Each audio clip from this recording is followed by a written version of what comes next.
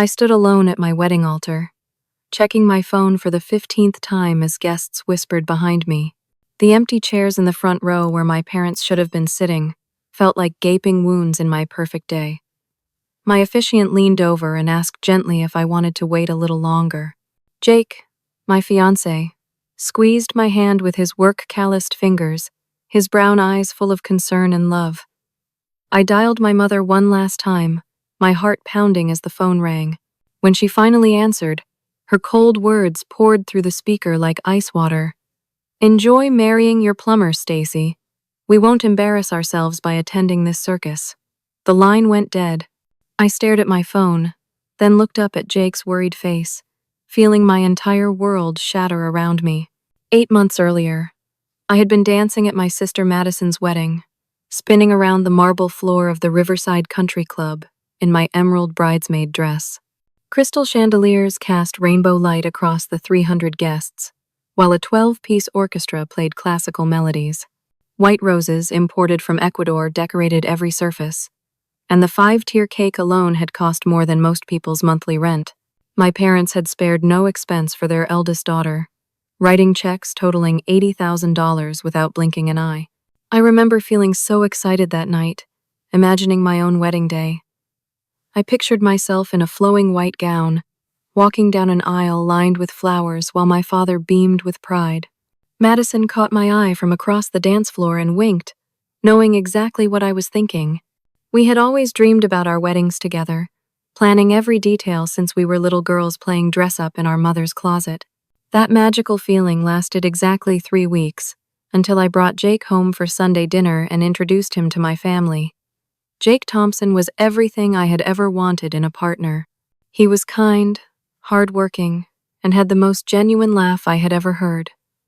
He treated me like a queen and made me feel beautiful, even when I was wearing paint-stained clothes from helping him with weekend projects. But when I proudly told my parents that Jake was a plumbing contractor who owned his own small business, I watched something shift in their expressions. My mother's smile became strained as she shook his hand. "Well, at least he has steady work," she said in that tone she used when trying to find something positive to say about disappointing news. My father barely looked up from his newspaper, offering Jake a weak handshake and a grunt that might have been a greeting. Throughout dinner, they asked polite but distant questions about his work, their voices carrying the same energy they used when talking to service workers who came to fix things around the house. Over the following months, their attitude only grew colder. During family gatherings, they would ask Madison endless questions about her husband David's law practice, nodding approvingly as she shared stories about his latest cases and partnerships. When I tried to share news about Jake's business successes or the sweet things he did for me, they would change the subject or suddenly remember something urgent they needed to discuss with Madison. The breaking point came when I finally worked up the courage to ask about my wedding budget. I had assumed they would contribute similarly to what they had spent on Madison's celebration. We sat in their living room on a rainy Thursday evening, and I excitedly pulled out the wedding planning binder I had been working on for weeks. I showed them beautiful venue options, dress designs I loved, and catering menus that made my mouth water. My mother glanced at my father, and they shared one of those wordless conversations that married couples perfect over decades. Finally, my father cleared his throat and announced they could contribute $2,000 toward my wedding expenses. $2,000. Not even enough to cover the flowers from Madison's wedding, let alone an entire celebration. I stared at them in shock, my wedding binder suddenly feeling heavy in my lap. "But you spent $80,000 on Madison's wedding," I managed to whisper, my voice cracking with hurt and confusion. My mother's face hardened. Madison married a professional man with a promising career. She chose wisely. The implication hung in the air like smoke from a house fire. I had chosen poorly. Jake was beneath their expectations, and by extension, so was I. Madison looked mortified when I called her later that night, crying so hard I could barely speak. "Stacy, I had no idea they felt that way," she said, her voice full of guilt. "I thought they would support your happiness no matter what." But when I asked if she could talk to them, convince them to reconsider, she grew quiet. You know how they are when they make up their minds, she finally said. Maybe if you just gave them more time to get to know Jake better. But time only made things worse. My parents became experts at subtle cruelty, making comments designed to undermine my confidence in my choice. They would ask pointed questions about Jake's education, his family background, his future plans. They wondered aloud if I had really thought through the implications of marrying someone who worked with his hands for a living. They suggested I might want to consider whether I was settling for less than I deserved. Jake handled their obvious disapproval with incredible grace. He never complained when they forgot to invite him to family events, or when they ignored his attempts at conversation during dinners. He would just squeeze my hand under the table and give me that reassuring smile that made everything feel manageable. Their opinion doesn't change how much I love you, he would tell me on the drive home. And it doesn't change the life we're going to build together. But I could see the hurt in his eyes, even when he tried to hide it. Jake was proud of his work and his business. He had built something meaningful with his own hands, and he treated his employees like family. He donated his services to elderly neighbors who couldn't afford plumbing repairs, and he had put his younger brother through college. He was everything any parent should want for their daughter, but mine couldn't see past his job title. The final straw came during a family barbecue when my father made a joke about me marrying down to a table full of relatives. Jake excused himself to use the bathroom, and I followed him inside to find him standing in the hallway, his hands clenched into fists. "I'm not good enough for you, am I?" he asked quietly. At least not in their eyes. I took his face in my hands and looked directly into his brown eyes. "You are everything to me, Jake Thompson. Everything. And if they can't see that, then they're the ones missing out." That night, I made the decision that would change everything. I was going to plan my own wedding, with or without my parents' approval or financial support. I had savings from my job at the marketing firm, and Jake had offered to help however he could. We would prove that love mattered more than money or social status. I just never imagined how far my parents would go to show their disapproval. Planning a wedding on a shoestring budget turned out to be both heartbreaking and beautiful in ways I never expected. While other brides complained about choosing between expensive venue options, Jake and I spent our evenings driving around town, looking for affordable alternatives that wouldn't drain our savings account. That's when Jake suggested the old community center on Maple Street, a 1920s building with gorgeous bones but decades of neglect. "I could fix it up," he said, running his hands along the worn wooden floors and examining the ornate ceiling moldings. "Strip and refinish these floors, repair the plasterwork, maybe add some fresh paint. It could be beautiful." His eyes lit up with the same enthusiasm I had seen when he talked about challenging restoration projects. "I know it's not the country club, but we could make it special." I fell in love with his vision immediately. While Madison had walked down the aisle of a sterile hotel ballroom, I would dance in a space that Jake had lovingly restored with his own hands. Every weekend for 2 months, we worked side by side, sanding floors, painting walls, and hanging twinkle lights. Jake's friends from his crew volunteered their time, turning our venue renovation into a community effort that felt more meaningful than any expensive decorator could have created. But as our wedding space transformed into something magical, my family continued to slip away from us. It started with my cousin Jennifer calling to cancel her RSVP. "I'm really sorry, Stacy," she said, her voice uncomfortable and strained. "But I just found out I have to work that weekend." It was clearly a lie, since Jennifer had requested time off for the wedding months earlier, but I let it slide. Then my Aunt Patricia called with an elaborate story about her dog needing emergency surgery. My Uncle Robert suddenly remembered a business trip he couldn't reschedule.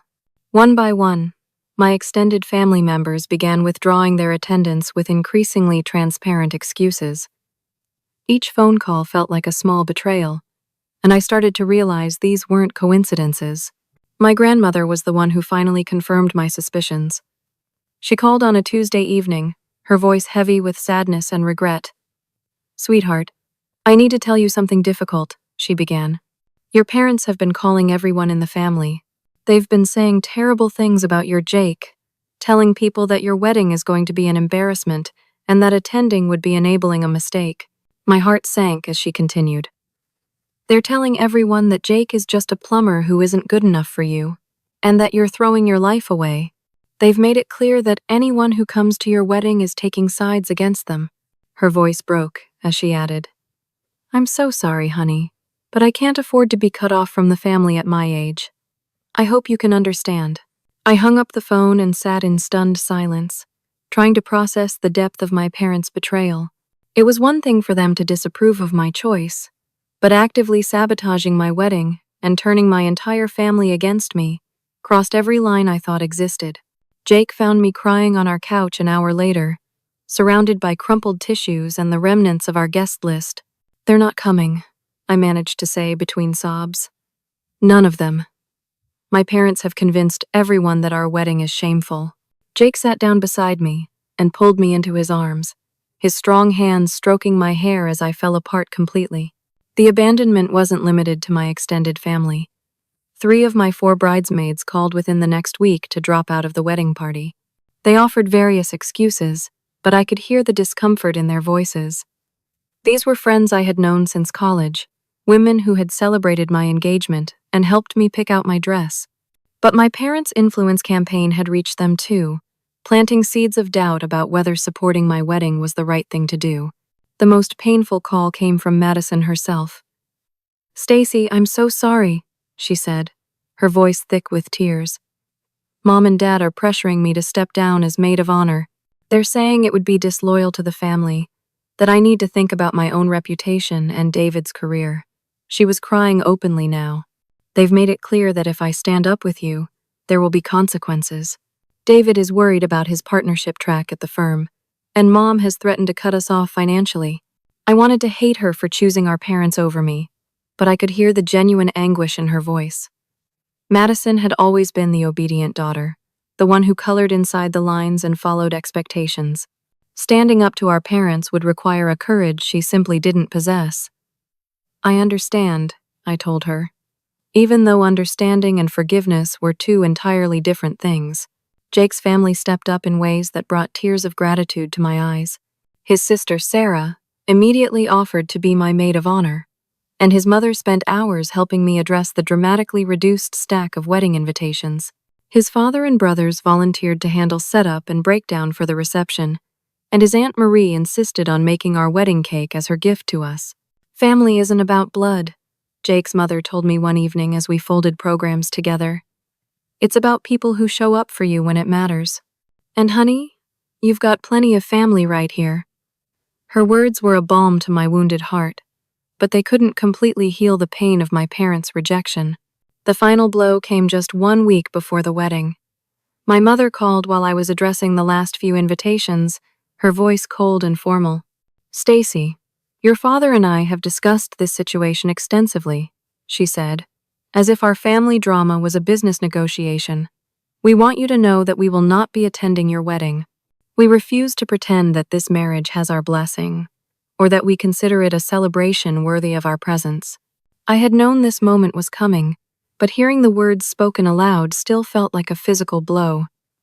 "You're really going to miss your own daughter's wedding because you don't approve of the man I love?" I asked, my voice barely above a whisper. "We're not missing anything," she replied with chilling finality. "We're choosing not to participate in what we consider a mistake that will only cause you pain and regret in the future.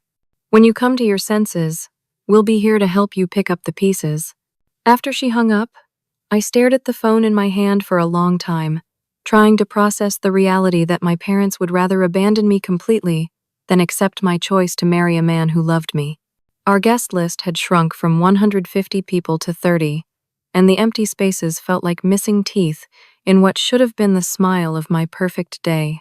Jake found me that night sitting on the floor of our almost finished venue, surrounded by decorations and dreams that suddenly felt too big for such a small celebration. "Maybe we should just cancel," I said quietly. "Maybe this whole thing is a mistake." He sat down beside me on the polished wooden floor he had restored with his own hands. "Stacy, look at me," he said gently, waiting until I met his eyes. "Do you love me?" "More than anything," I replied without hesitation. "Then we're not canceling anything. Your parents are missing out on something beautiful because they're too proud and stubborn to see what's right in front of them." but we're not going to let their blindness ruin our happiness. He took my hands in his. In 3 days, I'm going to marry the most amazing woman I've ever met, in a space we built together, surrounded by people who truly care about us. That sounds pretty perfect to me. Looking into his eyes, I realized he was absolutely right. My parents had taken so much from us already. I wasn't going to let them take our wedding day too. Saturday morning dawned crisp and clear, with autumn sunlight streaming through the windows of the small bridal suite we had set up in the community center's back office. I had imagined this morning differently, surrounded by my mother and sister as we laughed and cried together while getting ready. Instead, I sat alone in front of a borrowed vanity mirror, applying my own makeup with hands that shook slightly from nerves and lingering heartbreak. Sarah knocked on the door around 10 o'clock, her arms full of coffee and pastries from the bakery down the street. "How are you holding up, beautiful?" she asked, setting down her offerings and immediately moving to help me with my hair. Jake's sister had been a godsend throughout this entire process, stepping into roles that should have been filled by my own family members. "I keep thinking they might change their minds," I admitted as Sarah worked magic with my curls. "Maybe they'll realize they're making a terrible mistake and show up at the last minute." Even as I said the words, I knew how foolish they sounded. My parents had made their position crystal clear. By noon, our small group of guests had gathered in the main hall. Jake's restoration work had transformed the tired old space into something truly magical. The hardwood floors gleamed under strings of warm white lights, and the tall windows let in streams of golden sunshine. Simple white flowers from Jake's aunt's garden decorated each table, and candles in mason jars created an intimate, romantic atmosphere that felt more genuine than any expensive country club ballroom. I stood at the back of the hall in my grandmother's vintage lace dress, altered to fit my figure perfectly.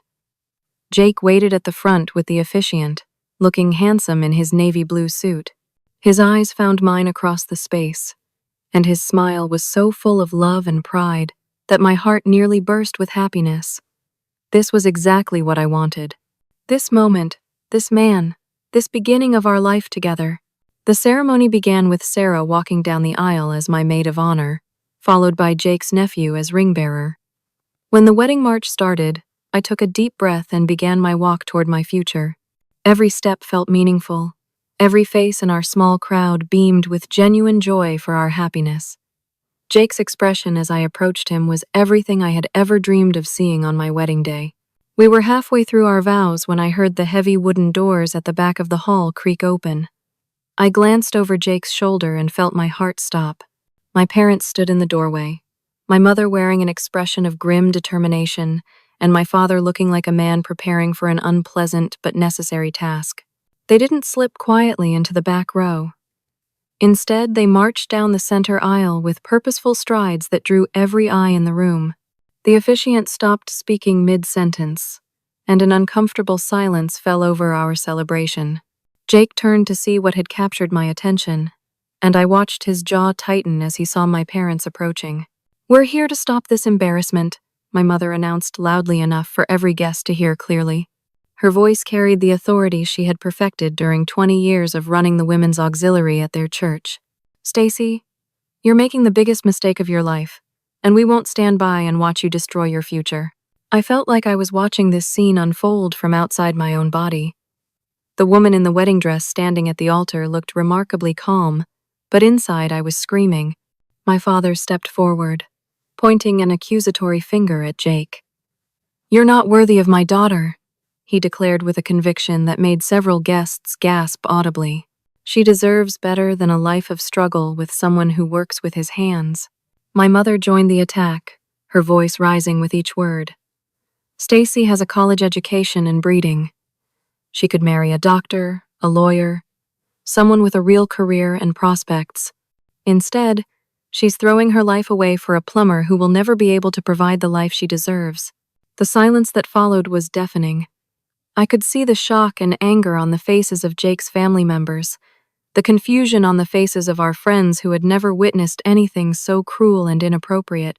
Sarah looked ready to physically remove my parents from the building, and Jake's father had risen from his seat with his hands clenched into fists. But Jake remained perfectly calm.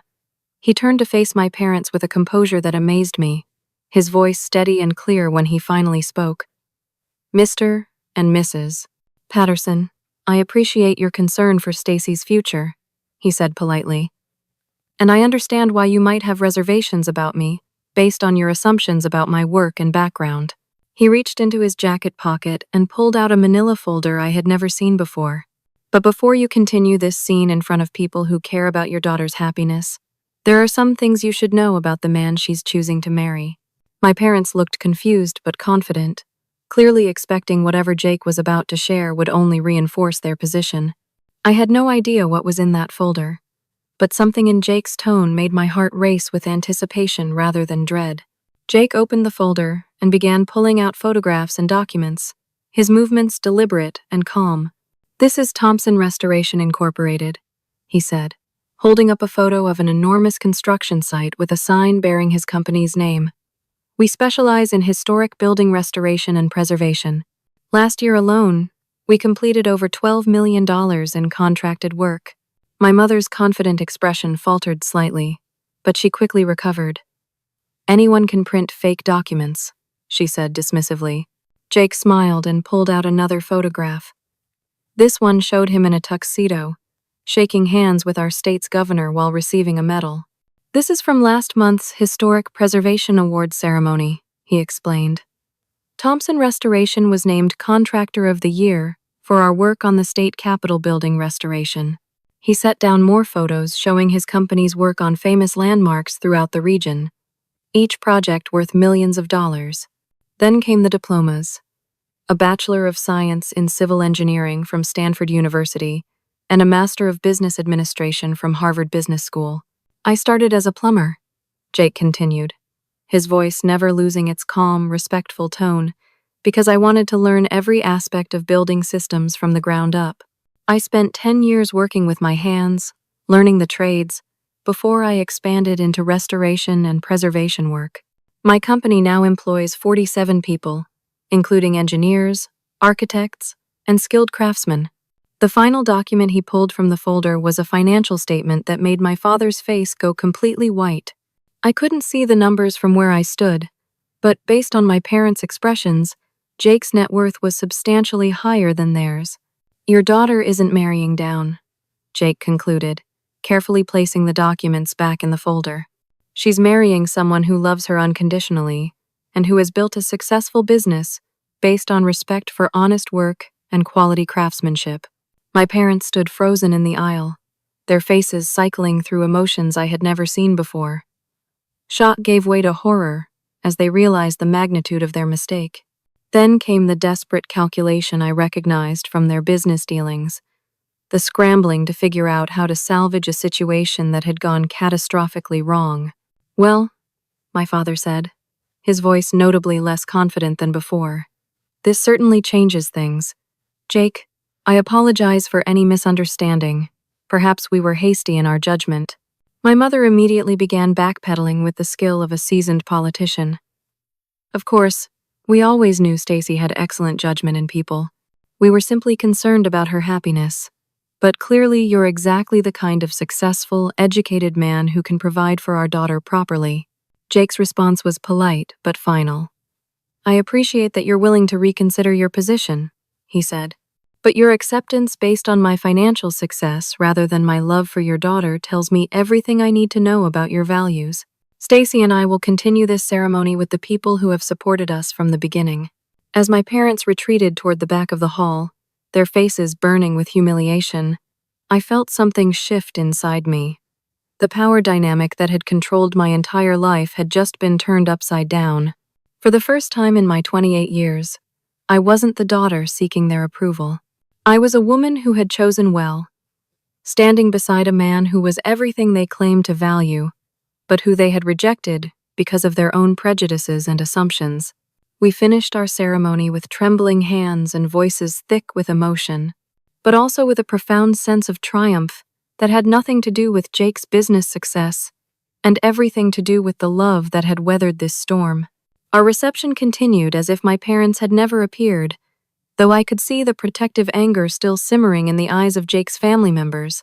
Sarah made a beautiful maid of honor speech about love conquering all obstacles, and Jake's father toasted our strength and commitment in the face of adversity.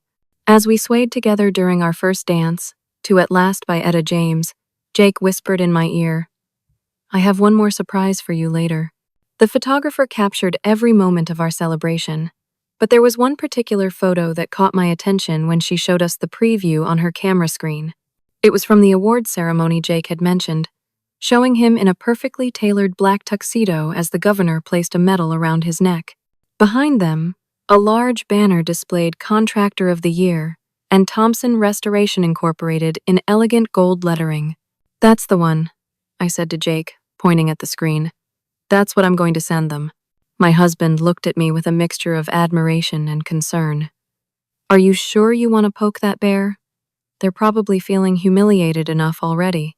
I thought about all the months of subtle cruelty, the family members who had abandoned our wedding because of their influence campaign, the empty chairs where my parents should have been sitting. "They told me to enjoy marrying my plumber," I said quietly. "I want them to understand exactly what kind of man their plumber really is." After we cut our simple but delicious cake and shared our last dance, I asked the photographer to send me that particular image. I sat in the bridal suite with my phone, crafting a text message that would finally give me the last word in this painful family drama. "Thank you for your concern about my future," I typed. "I thought you'd like to meet my husband properly."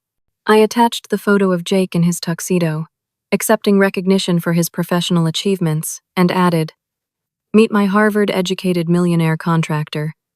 I hope you're proud of the man I chose." I hesitated for just a moment before hitting send, my finger hovering over the button that would deliver this final message to both my parents. Then I thought about their cruel words at the altar, their public humiliation of the man I loved, and all the pain they had caused with their stubborn prejudice. I pressed send. My phone rang before I had even set it down. My mother's name appeared on the screen, and I let it ring 4 times before deciding to answer. "Stacy." Her voice was high and panicked, completely different from the cold, controlled tone she had used earlier. "Sweetheart, we need to talk. There's been a terrible misunderstanding." "Has there?" I asked calmly, watching through the window as Jake helped his family clean up after our reception. "What exactly was misunderstood when you called my wedding an embarrassment?" "We didn't know about his education, his business success. If you had told us he graduated from Harvard and Stanford, that he owns a multi-million-dollar company, we never would have." I cut her off. "You never would have what, Mom?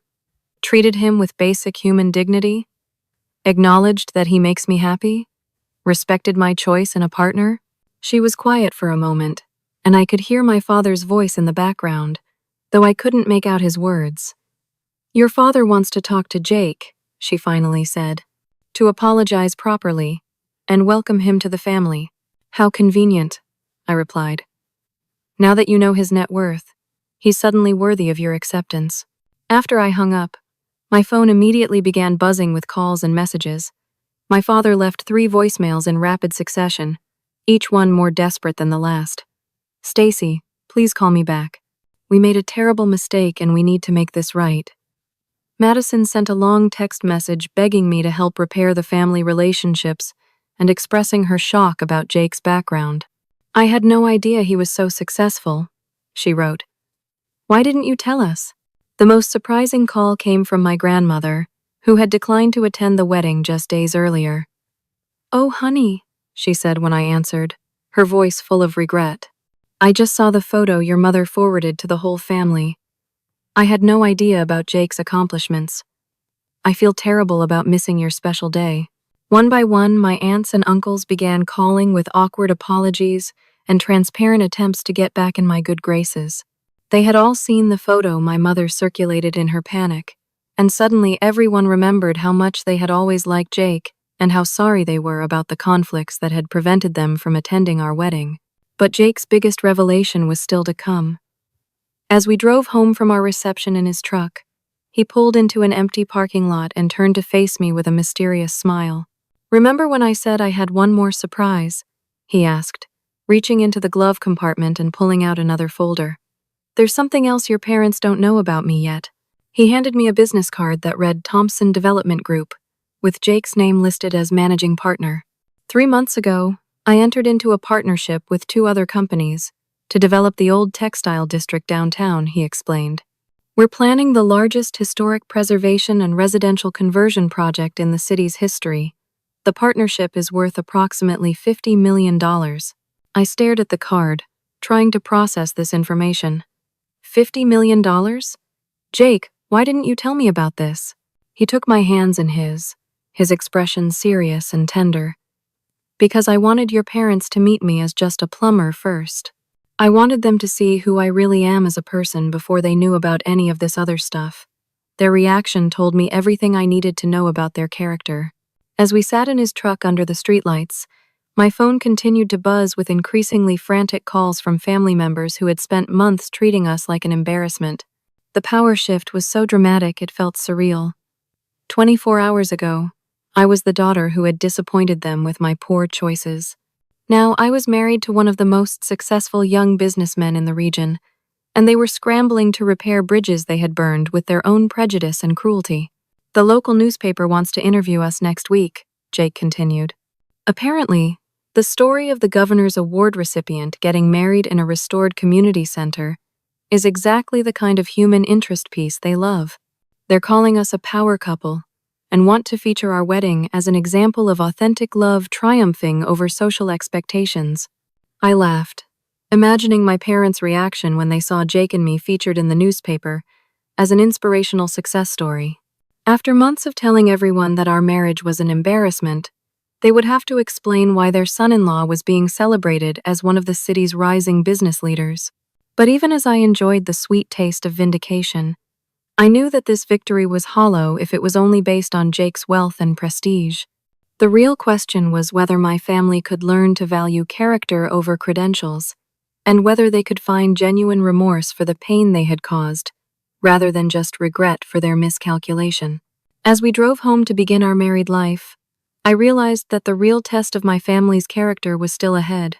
The week following our wedding brought an avalanche of desperate contact attempts from my family that would have been amusing if they weren't so pathetically transparent.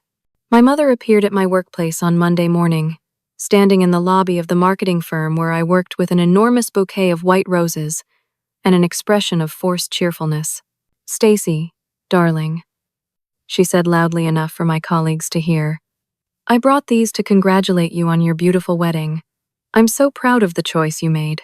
I stared at her in disbelief, aware that my coworkers were watching this scene with fascination.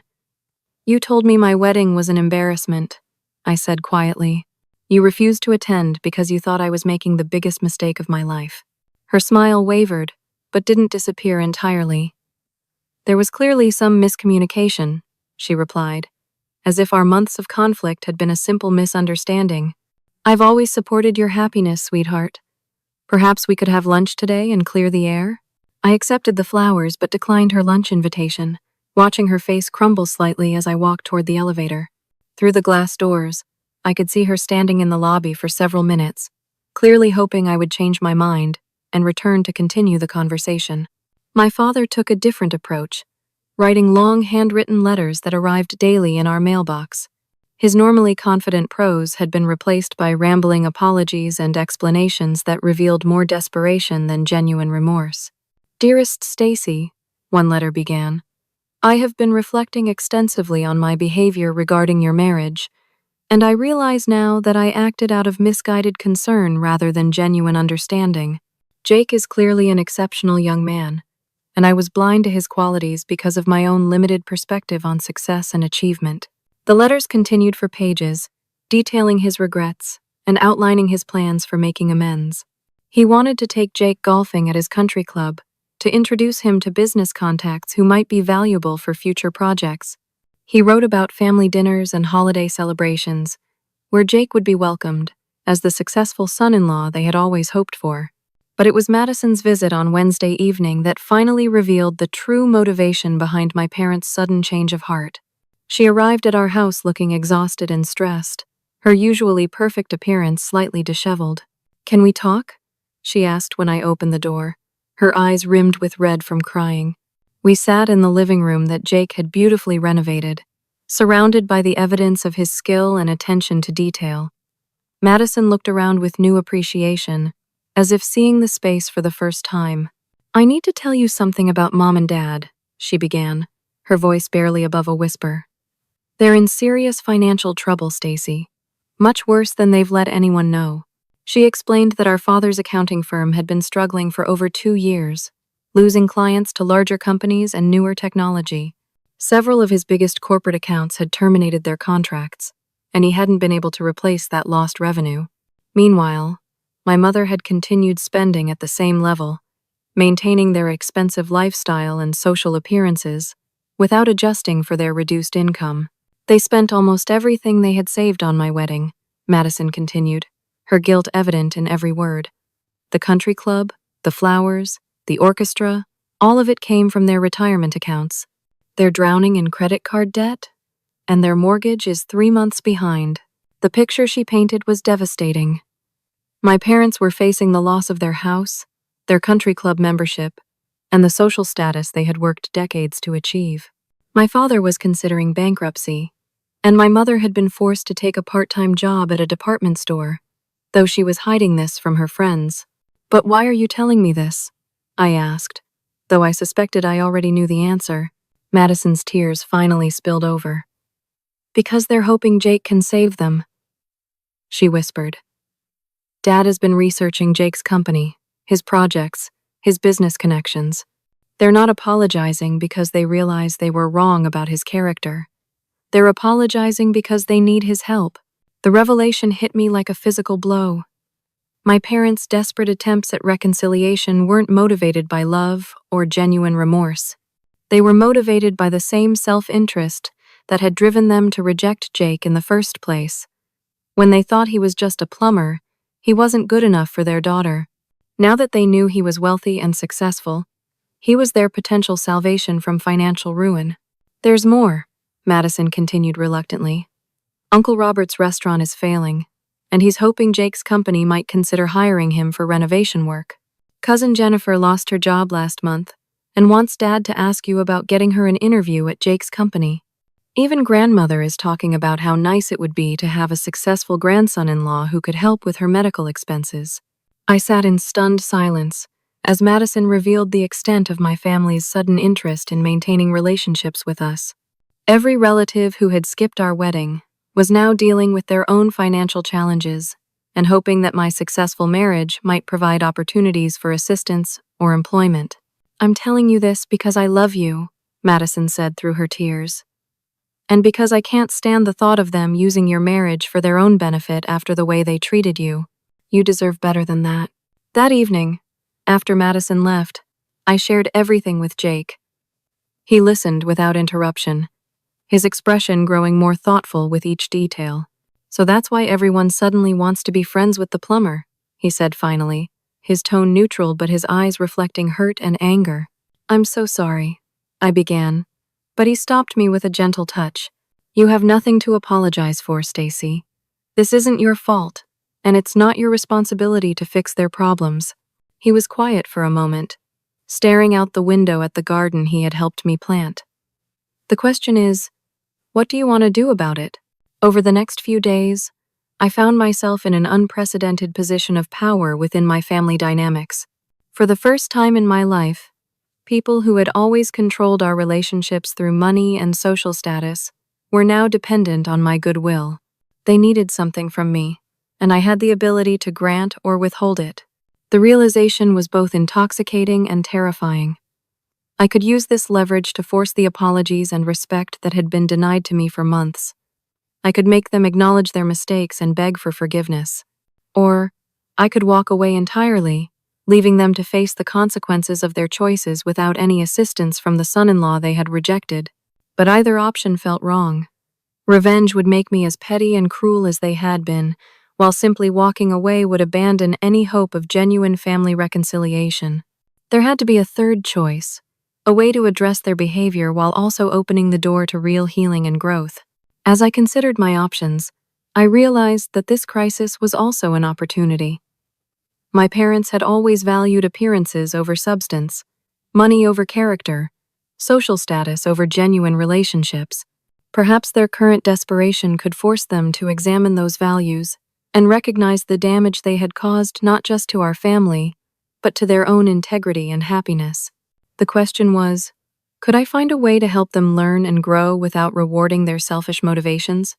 Could I protect my marriage and self-respect, while also extending the grace that might allow real healing to begin?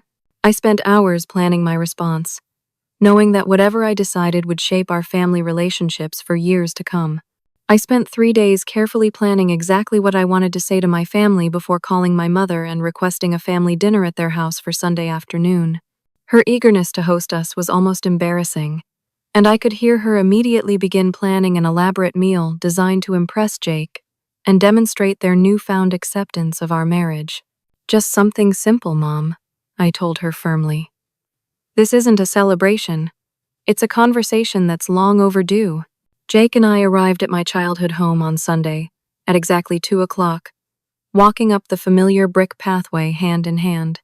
The house looked the same as it always had, but I felt completely different approaching it as Jake's wife rather than as their daughter seeking approval. The balance of power had shifted so dramatically that even the physical space seemed changed. My parents met us at the door with nervous smiles and overly enthusiastic greetings. My father actually tried to embrace Jake, who accepted the gesture politely but without warmth. Madison and David were already seated in the living room, both looking uncomfortable and anxious about the conversation they knew was coming. "Jake, wonderful to see you again," my father said, his voice carrying forced joviality. "I've been reading about your company's work on the Heritage Building downtown. Absolutely magnificent restoration work. You should be very proud of what you've accomplished." "Thank you," Jake replied simply, taking a seat on the sofa and pulling me down beside him. He wasn't going to make this easy for them by engaging in small talk that pretended nothing had happened. My mother bustled around offering drinks and appetizers, her anxiety manifesting in excessive hospitality. "I made those little crab cakes you used to love, Stacy," she said, setting down a silver tray that probably cost more than most people's monthly grocery budget. "And I picked up some of that imported beer, Jake, since I wasn't sure what you preferred." "Mom, please sit down," I said gently but firmly. "We need to talk about what happened at our wedding and how we're going to move forward as a family." The room fell silent as my parents exchanged nervous glances and took seats across from us. Madison stared at her hands, and David looked like he wished he was anywhere else in the world. This was the conversation everyone had been dreading but knew was inevitable. "First, I want to acknowledge that you've all been reaching out since the wedding," I began, my voice calm but serious. The phone calls, the letters, the flowers, the sudden interest in Jake's business and education. "I appreciate that you recognize you made mistakes, but I need you to understand exactly what those mistakes cost us." I took a deep breath and continued. "You didn't just disapprove of my choice in a husband. You launched a campaign to turn our entire extended family against our wedding. You convinced aunts and uncles to decline their invitations. You pressured Madison to step down as my maid of honor. You told everyone that our marriage was an embarrassment that they shouldn't support." My father started to interrupt, but I held up my hand to stop him. "I'm not finished. You arrived at our wedding ceremony uninvited and attempted to stop it in front of our guests. You publicly humiliated the man I love and declared him unworthy of me based entirely on your assumptions about his work and background. You turned what should have been the happiest day of my life into a public confrontation." The pain in my voice was evident as I continued. "But the worst part wasn't your prejudice or your cruelty. The worst part was your complete lack of faith in my judgment. You raised me, educated me, taught me your values, and then when I made a choice based on those values, you assumed I was too stupid to recognize a good man when I found one." Jake squeezed my hand supportively as I addressed the elephant in the room. "Now, suddenly, you want to welcome Jake to the family. You want to introduce him to your friends, take him golfing, discuss business opportunities. And Madison has told me exactly why that change of heart happened so quickly." My parents' faces went pale, and Madison looked mortified that I was bringing up their financial situation. But this conversation couldn't move forward without addressing the real motivations behind their sudden acceptance. "You're in serious financial trouble," I continued matter-of-factly. Dad's business is struggling. You're behind on your mortgage, and you're drowning in debt from trying to maintain a lifestyle you can no longer afford. Uncle Robert needs work, Cousin Jennifer needs a job, and Grandmother is worried about her medical expenses. Suddenly, having a wealthy son-in-law doesn't seem like such a bad thing. Stacy, that's not fair, my mother protested, but her voice lacked conviction. Isn't it? I asked. If Jake was still just a plumber making $40,000 a year, would you be sitting here asking for forgiveness? Would you be planning family dinners and golf outings? Or would you still be waiting for me to come to my senses and leave him? The silence that followed was answer enough. Jake spoke for the first time since we had sat down, his voice quiet but clear. I've built my business on the principle that respect has to be earned through character and integrity, not bought with money or status, he said. The way you treated Stacy and me before you knew about my education or income showed me exactly what you value in people. Your change of heart now doesn't erase that lesson. I nodded and continued with the speech I had prepared. If we're going to rebuild our family relationships, it's going to happen on my terms this time. And there are conditions that must be met before Jake and I will consider any kind of reconciliation. I pulled out a folded piece of paper from my purse, the list I had spent hours perfecting. First, you will place a formal apology in the local newspaper, acknowledging your mistake in judging Jake and your regret for the pain you caused both of us. You will specifically mention his character, work ethic, and the love he shows me, not just his business success. My father's face reddened at the thought of public humiliation, but he remained silent. Second, you will reimburse Jake and me for the full cost of our wedding, since you refused to contribute to what you considered an embarrassment. That includes the venue renovation, flowers, catering, photography, and my dress. Third, you will write individual letters of apology to Jake's parents and siblings for the disrespect you showed them at our wedding. They welcomed you into their space, and you repaid their kindness with cruelty. Fourth, there will be a 6-month period of no contact between us while you reflect on your behavior and decide whether you're truly ready to treat Jake with the respect he deserves as my husband and as a person. My mother gasped at this condition. 6 months? Stacy? That seems extreme. And finally, I continued, ignoring her protest, any future relationship will be based on mutual respect and genuine affection, not on what Jake can do for your financial problems or business connections. He is my husband, not your personal networking opportunity. The room remained silent as my family absorbed the weight of my conditions. I could see the anger and resistance in my father's face, the calculation as he weighed the cost of public humiliation against the potential benefits of reconciliation. My mother looked devastated at the thought of 6 months without contact, but also desperate enough to consider accepting my terms. Those conditions are harsh, Stacy, my father said finally, his business negotiation instincts kicking in. Perhaps we could find a middle ground that addresses your concerns without such extreme measures. I stood up, Jake rising beside me in a show of unified strength. These aren't negotiation points, Dad. They're the minimum requirements for rebuilding trust. You have 1 week to decide whether our relationship is worth swallowing your pride and making genuine amends. As we walked toward the door, Madison called out desperately, Stacy, wait, what about us? What about our relationship?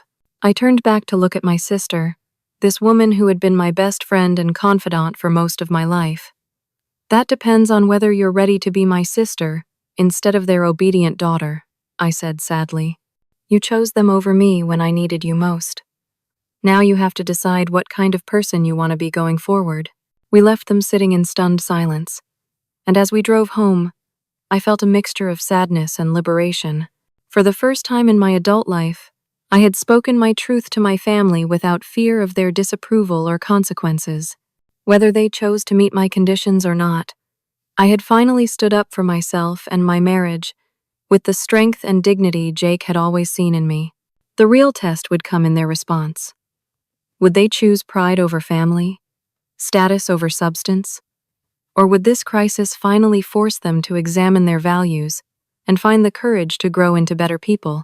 Only time would tell, but I was finally at peace with whatever decision they made. The 6 weeks that followed our family confrontation were some of the most peaceful Jake and I had experienced since our engagement. Without the constant stress of family drama and disapproval, we were finally able to focus on building our life together as newlyweds. Jake's business continued to thrive, and we spent our evenings planning renovations for the house we had purchased in a charming neighborhood filled with century-old homes that needed loving restoration. But our peace was interrupted on a Tuesday evening when my grandmother called, her voice shaking with emotion. "Stacy, honey, I need to tell you something important," she began. "I've been watching this whole situation with your parents, and I can't stay silent anymore." She explained that she had spent weeks thinking about our wedding, about Jake's character, and about the way my parents had behaved. "I was wrong to let their pressure influence my decision," she said firmly. "I should have been there for your special day, and I should have supported your happiness from the beginning." More surprisingly, she revealed that she had been having lengthy conversations with several other family members who were expressing similar regrets. "Your cousin Jennifer called me last week in tears," she continued. "She said she's been disgusted with herself ever since she saw those wedding photos your friend posted online. You looked so happy, and the celebration looked absolutely beautiful. She realized she missed something special because she was too afraid to stand up to your parents." As our conversation continued, I learned that my parents had indeed been quietly working through my conditions over the past month and a half. They had written the newspaper apology, though they hadn't submitted it yet. They had prepared letters to Jake's family members. Most importantly, according to my grandmother, they had been attending counseling sessions to examine their behavior and values. "Your father came to see me last week," she said. "He was a broken man, Stacy. He said he couldn't understand how he had become the kind of person who would reject a good man because of his job title. He's been reading about Jake's company, not because of the money, but because he wants to understand the work that makes Jake so passionate and fulfilled." 3 days later, Jake and I received a package in the mail containing the newspaper clipping of my parents' published apology. The headline read, "Local family acknowledges mistake in judging character over credentials," and the text was more heartfelt and specific than I had dared hope. "We, Robert and Patricia Patterson, wish to publicly acknowledge a grave error in judgment regarding our daughter's marriage to Jake Thompson," the statement began. "We allowed our preconceived notions about success and social status to blind us to the character, integrity, and genuine love that Jake has consistently shown our daughter. We interfered with their wedding planning, turned family members against their celebration, and attempted to disrupt their ceremony based on prejudices that reflected poorly on our own values rather than any shortcoming in Jake's character." The apology continued for several paragraphs, specifically praising Jake's work ethic, his treatment of me, his business achievements earned through dedication rather than inherited privilege, and his grace in the face of our family's hostility. It concluded with a request for forgiveness and a promise to do better in the future. But the real surprise came the following week when Madison appeared at our door on a Saturday morning, this time looking genuinely different. Gone was the perfectly polished appearance I was accustomed to seeing. Instead, she wore jeans and a simple sweater, her hair in a ponytail, and her face free of the heavy makeup she usually wore. "I've left David," she said without preamble when I opened the door. "I've moved in with grandmother temporarily while I figure out what comes next." I invited her in, and over the course of the next 2 hours, she told me about the months of soul-searching she had done since our wedding. "Watching you stand up for yourself in your marriage made me realize how much of my own life I've been living for other people's approval," she said. "My marriage to David was exactly what Mom and Dad wanted, but I was miserable. He treats me like an accessory to his career, and I've been pretending that's enough because it looked good on paper." She explained that our family crisis had forced her to examine her own choices and realize that she had never learned to value her own happiness over others' expectations. "When I saw how happy you were with Jake, even in the face of all that opposition, I realized I had no idea what that kind of authentic love even felt like," she said. More importantly, she had come to apologize not just for abandoning me as maid of honor, but for years of enabling our parents' controlling behavior by always being the compliant daughter. "I should have stood up for you from the beginning," she said through tears. I should have told them they were wrong about Jake, and that your happiness was more important than their social expectations. 2 weeks later, my parents requested a meeting at a neutral location to discuss moving forward. We met at a small cafe downtown, and I was struck by how much older and more humble they looked. My father's usually confident posture seemed diminished, and my mother's designer clothing had been replaced by simpler, more practical outfits.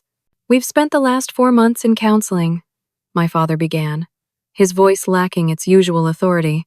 "Not couples counseling, but individual therapy to understand how we became people who could treat our own daughter with such cruelty." He paused, struggling with emotions I had rarely seen him display.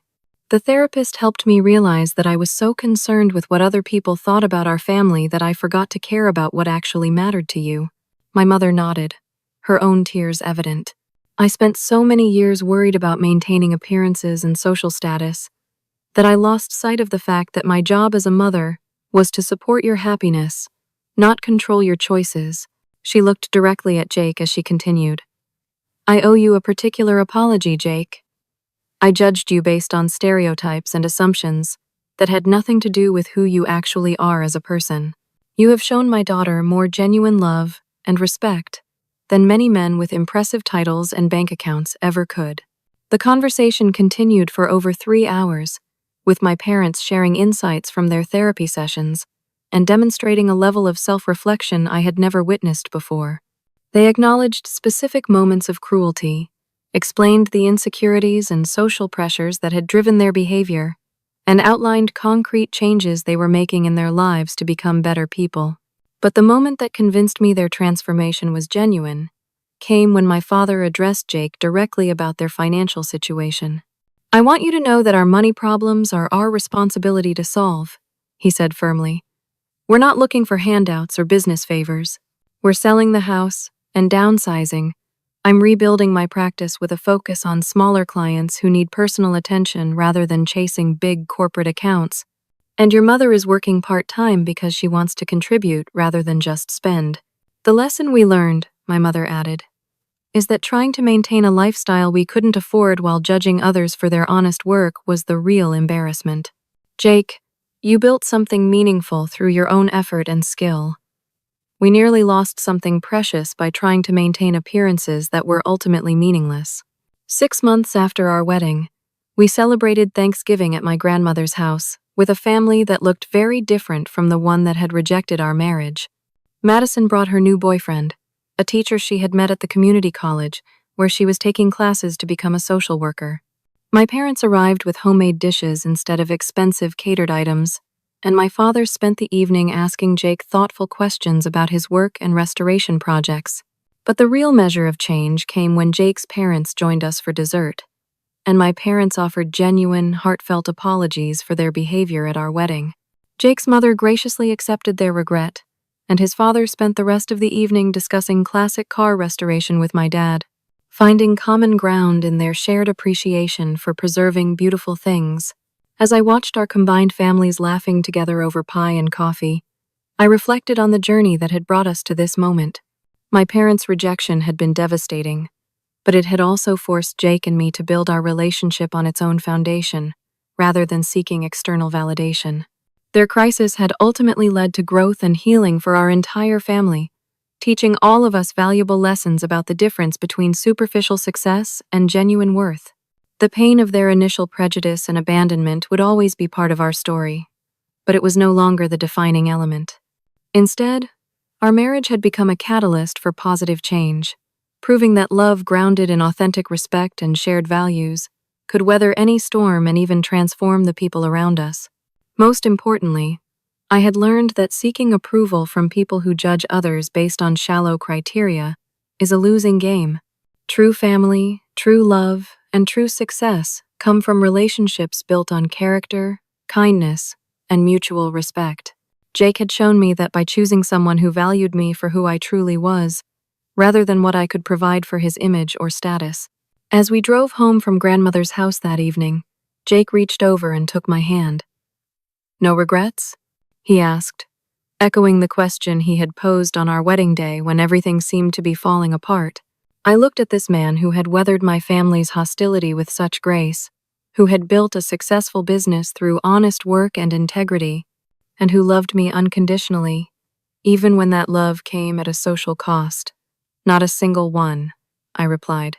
Everything we went through led us here, to this moment, with a family that finally understands what really matters.